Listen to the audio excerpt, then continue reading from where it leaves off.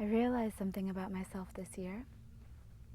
I realized that I had a deeply ingrained core belief, so woven into my energetic and psychological structure that I didn't know it was there, that I thought I had to always be working. And when I say working, I don't necessarily mean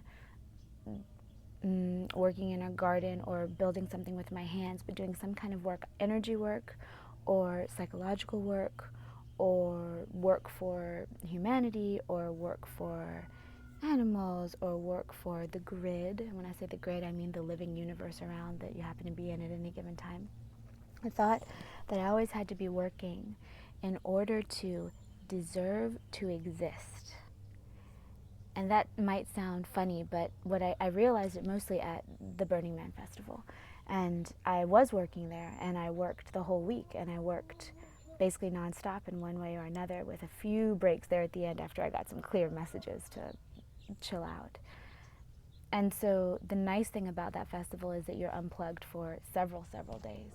And then you come home and you can look at everything in your life and really feel, sometimes for the first time, what's out of alignment, what needs to shift. So that was one of the things that I realized. And then I started experimenting with it, because if it's true that we create our reality, and if it's true that each of us are a microcosm of the entire cosmos, not even just the planet, but the whole universe, and that every decision we make about where we run our energy, where we run our thoughts, where we activate our emotions, if that creates what's around us, then does it make sense that we would be creating a world where everyone has to struggle and strive and always be giving something of themselves in order to deserve to exist?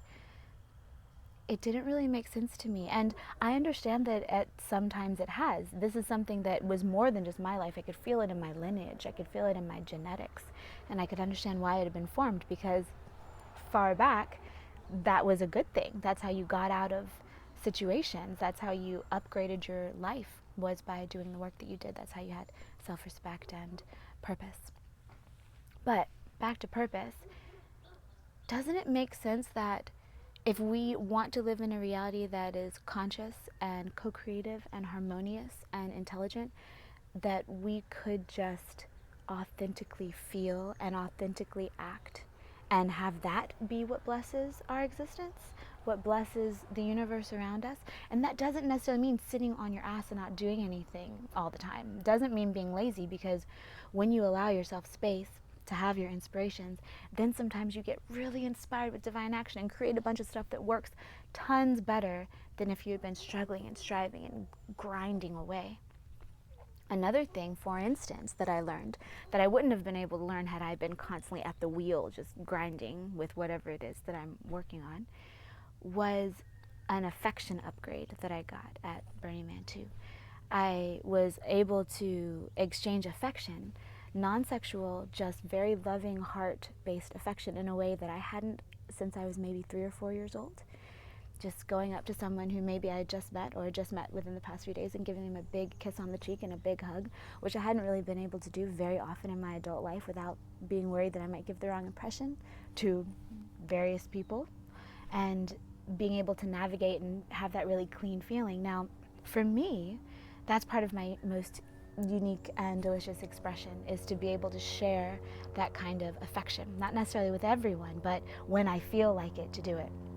And when it comes down to it, I really think, and I've been experimenting with this and it's been working, which is why I'm recording this video and sharing it with you guys, is that when we align ourselves with what we truly are heart called, inspired to do, sometimes it takes some clearing out, I will say, to even know what your heart call is.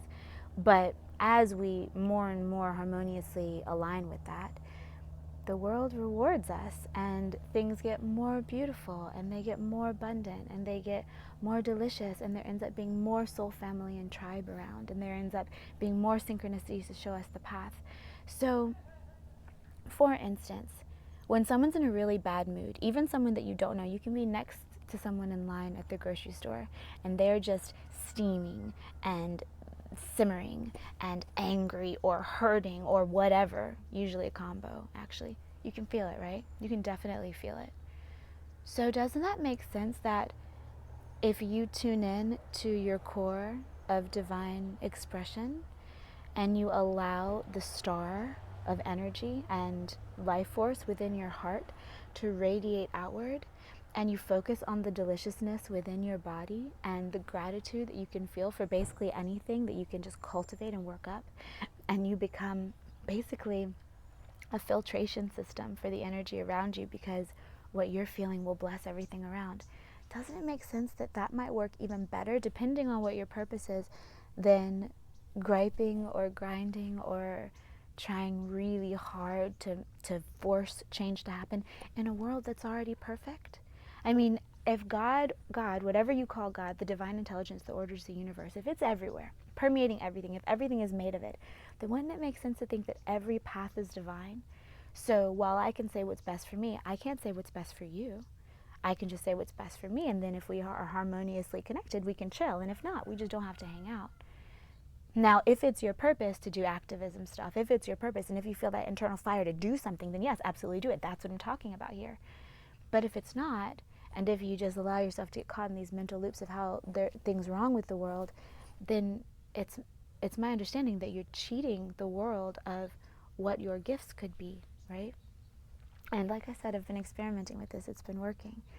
So I really think that if we all focused and did this experiment to see what happens as a result with just making your pure existence a blessing, that being the intention, making your existence in any given time, place, whatever space, the blessing, what would happen?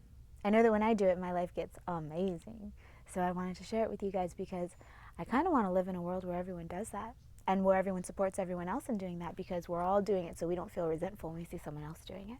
So we don't feel like we have to put them down or make them realistic or whatever when someone else is doing it, because the way I do things is experiment. If it works, I keep doing it. If it doesn't work, I stop and try something else. And this has been working. So I'd love to see you, all of you, join me and harmoniously do this forward and see what happens, see what we can do. Stop talking about the problems and talk about the solutions. And I think, and just be the solution, right? Just allow ourselves to embody it. Even as I'm talking about this, I feel my throat chakra, activating and participating. And this week is the week in my Goddess Glow class that we're working on throat chakra. So I'm not surprised by this, but it is interesting. Okay, sending lots of love. And may you be inspired, and may you be rested and healed. And may you find gifts all along your path, because you are the center of a universe. You deserve the absolute best. You are the best. And when you shine, we all shine. And I want to see you shine. I want to see a world full of people who are stars. Much love. Take care. Go in peace. Activate your heart. Thank you.